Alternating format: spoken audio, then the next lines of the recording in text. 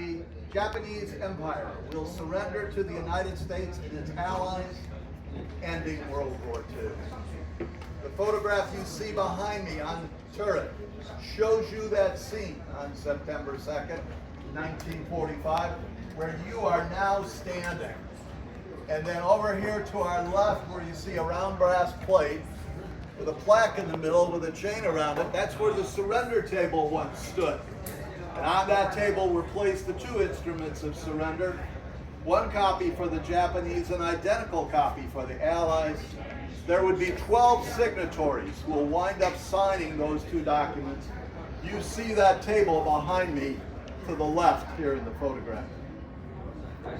Well, this ceremony did not take place here in Pearl Harbor. In fact, it took place in Tokyo Bay. The Allies had decided that the surrender would take place in Tokyo Bay.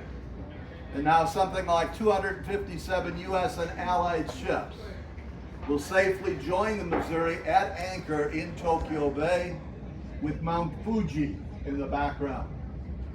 Well, it will be a warm, overcast Sunday morning, September 2nd, 1945, when at about 9 a.m. a launch is going to pull alongside the ship here on the starboard side, and off will come an 11-member delegation of the Japanese Empire, who had been personally selected by their Emperor Hirohito.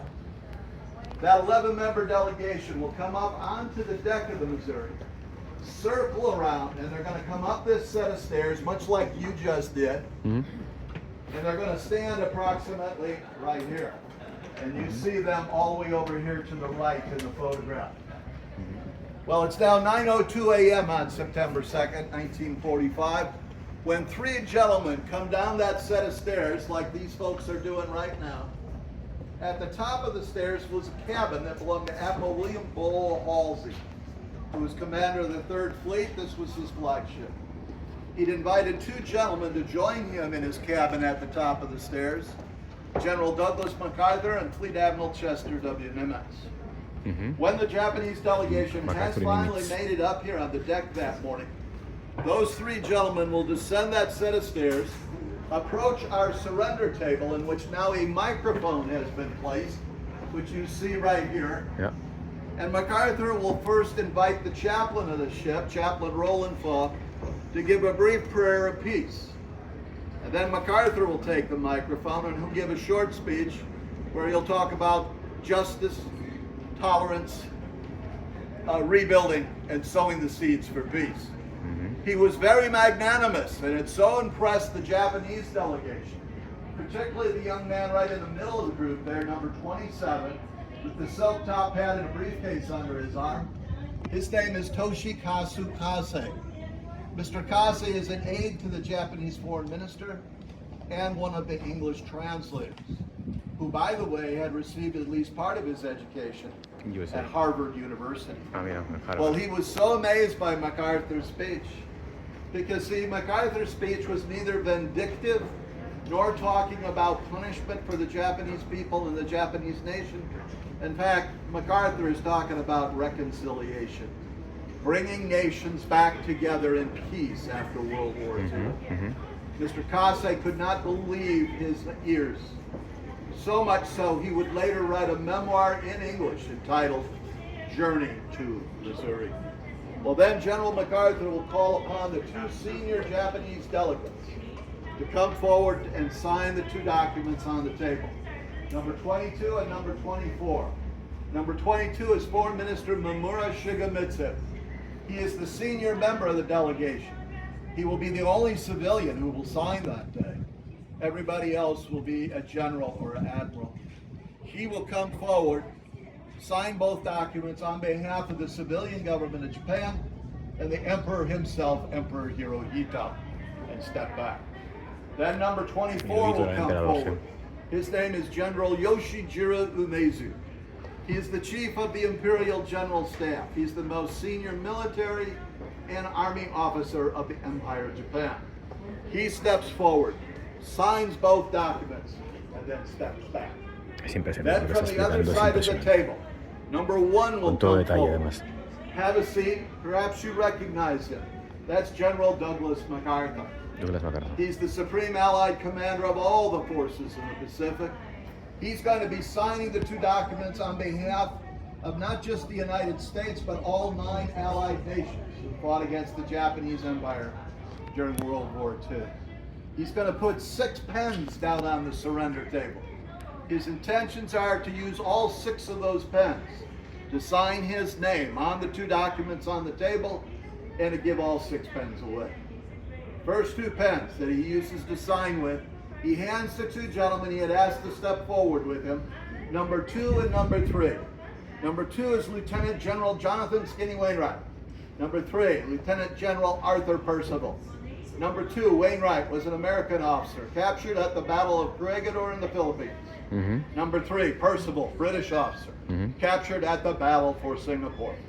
These 2 gentlemen, number 2 and 3, were repatriated prisoners of war who had been incarcerated for over 3.5 years in a Japanese prisoner of war camp in China. They had just been released 5 days before this ceremony. MacArthur has them brought to this deck representative and symbolic of all prisoners of war. Now, if you look at these 2 gentlemen, number 2 and 3, you'll notice they look tall, thin, tired, and emaciated. They stood nearly 6 foot 4 inches tall. Do you know that neither one of them weighed more than 95 pounds? MacArthur gives the first 2 pens to them. The 3rd pen MacArthur would use to sign the 2 documents on the table would go to the U.S. National Archives in Washington. The 4th pen would go to his alma mater, West Point Military Academy in New York. The 5th pen would go to his speechwriter.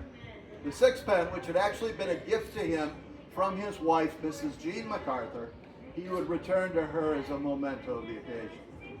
Then MacArthur will call upon the 9 representatives of the Allied nations who were also on deck that morning to come forward one at a time and sign the 2 documents on the table. First would be the U.S. representative. His name is Fleet Admiral Chester W.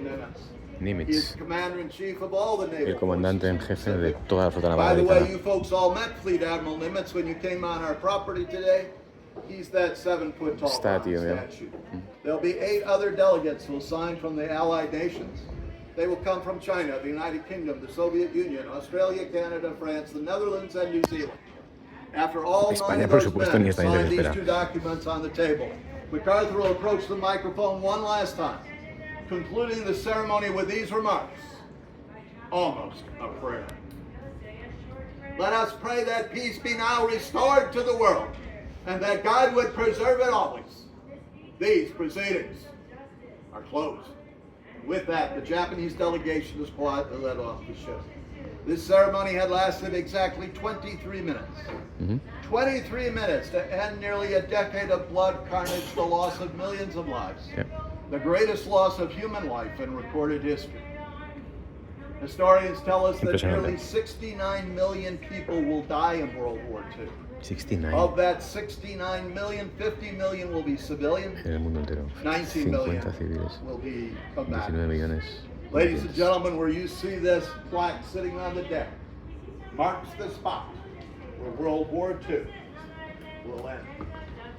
This September 2nd, next Qué bien lo month, explicaste, hombre. will mark the 80th anniversary of the end of World War II, which took place right there.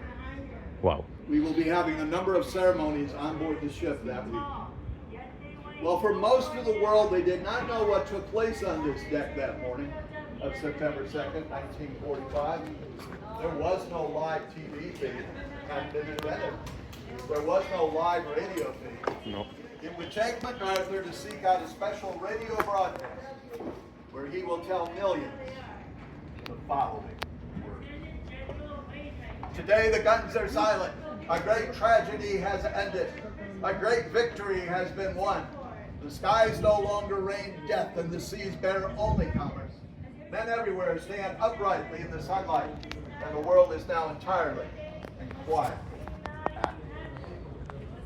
Those words, ladies and gentlemen, World War II. Now we have one last stop to make on our tour.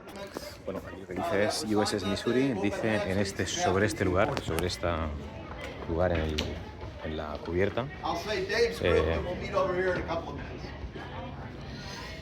Sobre esta cubierta el 2 de septiembre del 45, el instrumento o digamos de la rendición formal de Japón a los aliados fue firmado. Por tanto, llevó al final la Segunda Guerra Mundial de manera oficial. El barco en este momento estaba anclado en la bahía de Tokio, latitud 135, 21, 17 north, longitud 139, 45, 36 east. Esto, señores, es historia, historia pura. Brutal. A mí me parece tengo el corazón encogido. Qué bien lo explica este tío, increíble. When it arrives, it is in such a frail condition, it had to be put in a glass case, could not be flown. If you'll notice that it only has 31 stars. That's because this flag was flown by Commodore Matthew Perry in 1853 when he opened up Japan to U.S. and Western influence for the first time. Halsey wanted the Japanese to see that flag when they came on board on that day of September 2nd, 1945. This is a copy. This is not the original. The original is back in the Naval Academy Museum.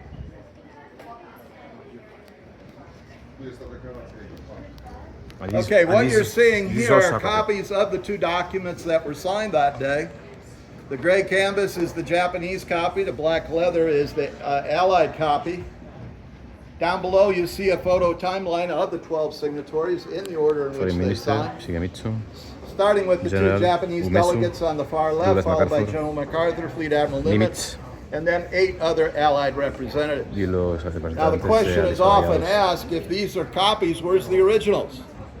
Well, the gray canvas Japanese copy is in the Foreign Ministry office in Tokyo. Black leather-bound Allied copy is in the U.S. National Archives in Maryland. The pen is also a copy. This is a copy of the pen that Mrs. Jean MacArthur, the wife of General Douglas MacArthur, had given to him as a gift, and he would use to finish writing his name Arthur on both documents. He would return the pen to Mrs. MacArthur. 2 weeks later, the two of them will check into a hotel in Tokyo. Pen will be stolen. Has never been found. This is a copy of the pen that was reissued by the Parker Pen Company, and we were able to get one.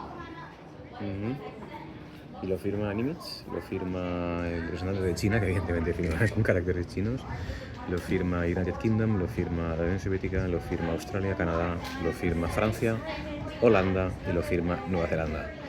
Todos clasificados para la fase final. Nosotros, evidentemente, no nos clasificamos. Es bastante claro, ¿no? Brutal.